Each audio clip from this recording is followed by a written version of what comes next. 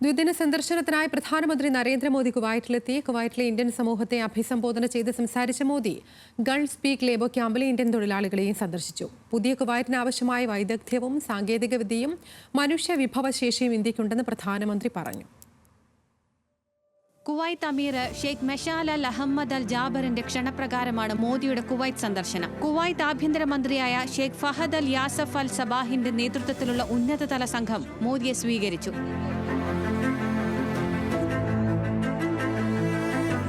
പുതിയ കുവൈറ്റിന് ആവശ്യമായ വൈദഗ്ധ്യവും സാങ്കേതികവിദ്യയും മനുഷ്യ വിഭവശേഷിയും ഇന്ത്യക്കുണ്ടെന്ന് പറഞ്ഞ മോദി നയതന്ത്ര ബന്ധം കൊണ്ട് മാത്രമല്ല ഇരു രാജ്യങ്ങളും ബന്ധപ്പെട്ടിരിക്കുന്നത്, ഹൃദയങ്ങൾ കൊണ്ട് കൂടിയാണെന്നും വ്യക്തമാക്കി. നാഗരികതയുടെയും സമുദ്രത്തിന്റെയും വ്യാപാരത്തിന്റെയും ബന്ധമാണ് ഇന്ത്യയും കുവൈത്തും തമ്മിലുള്ളത്. ഇരു രാജ്യങ്ങളും സ്ഥിതി ചെയ്യുന്നത് അറബിക്കടലിന്റെ 2 തീരത്താണ്. ഇന്ത്യയിൽ നിന്ന് കുവൈറ്റിലേക്ക് 4 മണിക്കൂറേയുള്ളൂ. എന്നാൽ ഇന്ത്യൻ പ്രധാനമന്ത്രിക്ക് ഇവിടെ എത്താൻ 4 ദശകങ്ങൾ വേണ്ടിവന്നു. മോദി പറഞ്ഞു.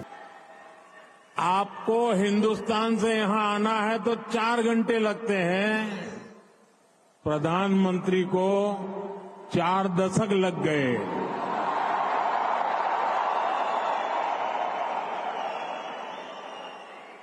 ഗൾഫ് സ്പീക്ക് ലേബർ ക്യാമ്പ് സന്ദർശിച്ച മോദി ഇന്ത്യക്കാരായ തൊഴിലാളികളുമായി സംസാരിച്ചു. 43 വർഷങ്ങൾക്ക് ശേഷമാണ് ഒരു ഇന്ത്യൻ പ്രധാനമന്ത്രി കുവൈറ്റ് സന്ദർശിക്കുന്നത്. പ്രതിരോധം, വ്യാപാരം തുടങ്ങിയ സുപ്രധാന മേഖലകളിലെ ബന്ധം മെച്ചപ്പെടുത്തുന്നതിൽ ഇന്ത്യയും കുവൈത്തും ചർച്ച നടത്തും. National desk, news Malayalam.